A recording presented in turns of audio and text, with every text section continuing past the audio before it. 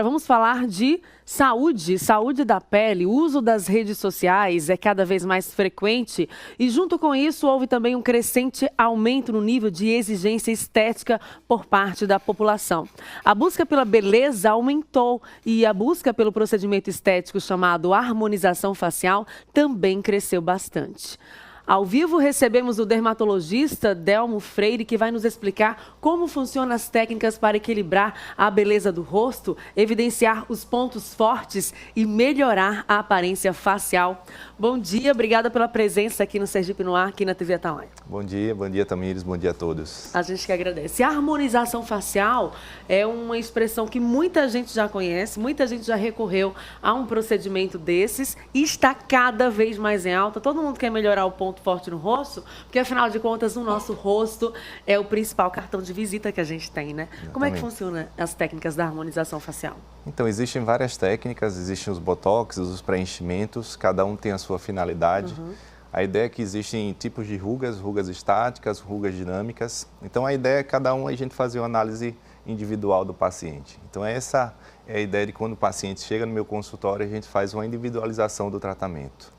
Então, para isso são queixas específicas, mas a gente também passa a nossa visão técnica. Quais são as principais queixas? Eu sei que principalmente as mulheres são bem exigentes quando o assunto são rugas, aquelas primeiras aparições do que marcam realmente o rosto, tem o bigode chinês, tem as marcas de expressões na testa, ao redor dos olhos. Tudo isso se evidencia muito mais após os 30 anos. Como é que está o público feminino para a gente começar? Preocupado o público feminino? Bastante. Agora chega no final do ano, existe uma preocupação crescente aí por conta das festas de fim de ano.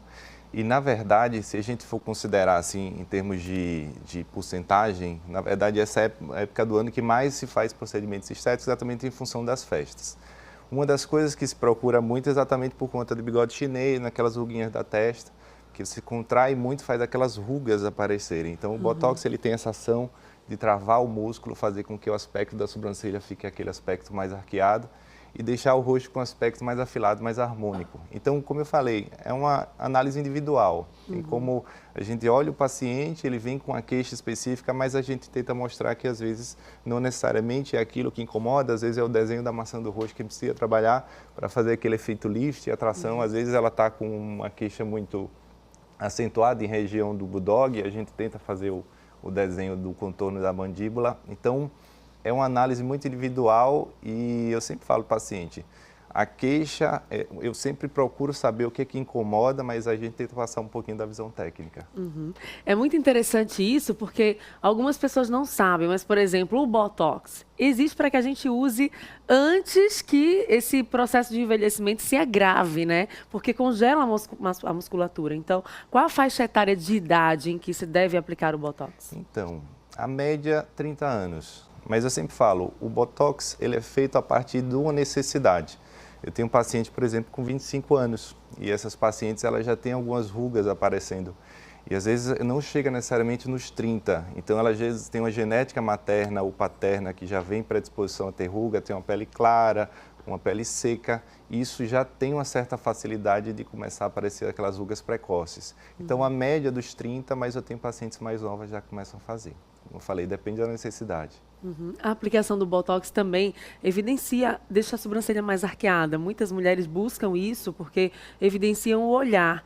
Como é que vocês encontram a medida ideal para que a sobrancelha ela fique de forma harmônica, por exemplo, após essa aplicação do Botox? Então, a gente procura exatamente antes da aplicação, são feitos pontos específicos na testa, para a gente saber onde está marcando a ruga, e também pontos em que a gente procura fazer a simetria, exatamente procurar fazer com que a sobrancelha não levante um lado mais que o outro. Então, são feitos pontos específicos antes da aplicação da toxina para que a gente saiba exatamente o que a gente quer de angulação, o que se tem de força muscular, para que o desenho fique marcado, não fique com aquele efeito frozen, que é aquela sobrancelha estática. A harmonização facial, todas essas técnicas, elas se perduram durante quanto tempo? Existe um prazo para voltar de novo ao profissional e dar aquela recalchutada de novo? Sim, Botox em média 4 a 6 meses, então a gente fala 6 meses a média, e o preenchimento facial, que é com ácido hialurônico, a média uma vez ao ano. Então, a média dos procedimentos, eles variam, claro, são fatores individuais, então o Botox pode durar um pouquinho menos, a pessoa às vezes malha mais, franze muita testa na academia, então às vezes pessoas atletas tendem a diminuir um pouco o tempo de duração do Botox, mas é exatamente nessa faixa de duração, enquanto o preenchimento de 8, chegando de 10 a 12 meses. É um tempo médio que a gente diz para refazer o preenchimento com ácido hialurônico e o Botox a média de 4 a 6 meses, dependendo da individualização do paciente. Nós falamos aqui que a indicação para uso do Botox é a partir dos 30 anos. Mas já as pessoas que estão com 40, mais de 40 anos, quais são os procedimentos ideais em relação à harmonização facial? Tá. Então, se a gente for considerar na faixa dos 30, a gente fala muito no preventivo. Vamos fazer Botox para prevenir, porque o ideal é que a ruga não marque, não fique com aquelas linhas marcadas, porque é muito mais complexo a gente tratar uma marca do que você fazer um Botox preventivo. Quando se já chega nos 40 anos, a gente já tem uma certa flacidez. Então, aquela linha que não estava marcada começa a marcar, aquela perda de volume de maçã do rosto, o contorno de mandíbula começa a ficar mais marcado. Então, em alguns casos, a gente vai para o preenchimento, outros casos a gente usa o ácido polilático, que é um ácido que a gente usa muito para trabalhar a flacidez, para que a gente comece a fazer aquele efeito lifting. Em alguns casos são usados fios de sustentação. Uma das outras coisas que tem que ser analisadas é a textura e a qualidade de pele. Por exemplo, aí são associados lasers. Lasers específicos trabalham tanto a questão de textura, poros dilatados, como também a questão do estímulo do colágeno. Tudo isso é analisado. E os homens estão procurando bastante também? Bastante. Os homens, eles têm aumentado muito a demanda dos homens na estética. Os homens cada vez mais têm procurado procedimentos que deixam um aspecto natural. Então, isso é uma das características que o homem procura muito. Eles não querem que deixe perceptível que fizeram o homem ele já é mais conservador que a mulher. Então, ele já procura um procedimento em que ele fique bem, mas também não transpareça tanto. Então, os preenchimentos, os procedimentos são mais sutis para deixar uma aparência mais natural. Os homens procuram também muito, por exemplo, procedimentos para queda de cabelo. Então, há uma demanda enorme. Homens, às vezes, pode ter uma barriguinha, pode ter, às vezes, uma gordurinha saliente ali, mas o cabelo ele não pode deixar de ter.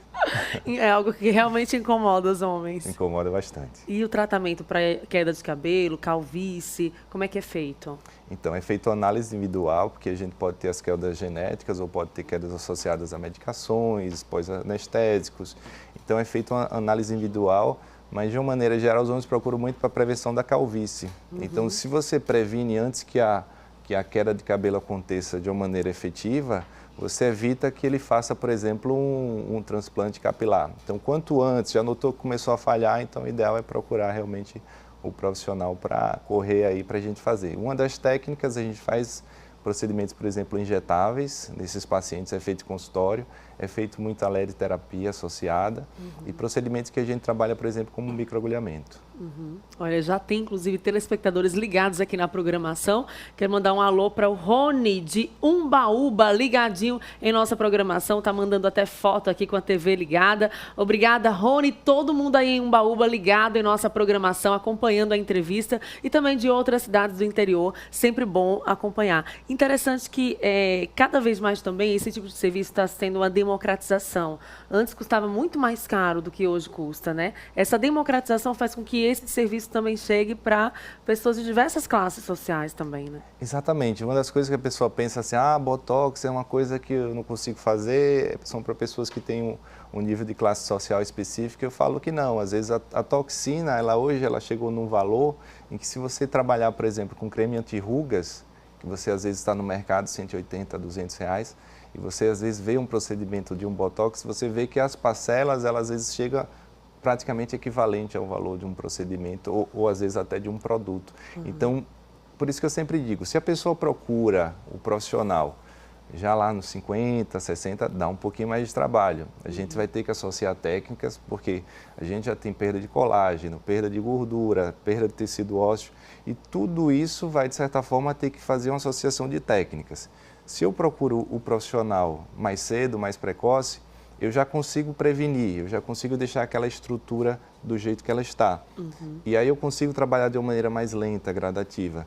Então, quando às vezes a pessoa, por exemplo, ele é mais jovem, então a ideia é se trabalhar procedimentos mais preventivos. E esses preventivos, às vezes você faz, por exemplo, uma toxina isolada e não fica um preço elevado. Então, Muitas vezes a pessoa procura, tem medo de fazer pela questão do custo, e às vezes o que acontece é dele ver um artista, um famoso, e dizer, eu vi a boca de Anitta, eu vi às vezes um rosto de uma pessoa, e às vezes isso dá uma impressão negativa. Mas eu digo sempre, paciente, o que fica bom, o natural não é perceptível aos olhos. A aparência é, eu fiz um procedimento e as pessoas olham para ele e dizem, nossa, como você está melhor, está mais bonita. Essa é a ideia da técnica. Aumenta a autoestima também. Com certeza. Em relação à alimentação, algo de dica assim, bem prática para quem quer cuidar da pele? Sei que beber bastante água é uma dessas dicas, mas quem quer estimular a produção de colágeno, existem algumas dicas práticas para as pessoas em casa? Se a gente for falar do colágeno, o colágeno é uma proteína, e, de certa forma, até os 30,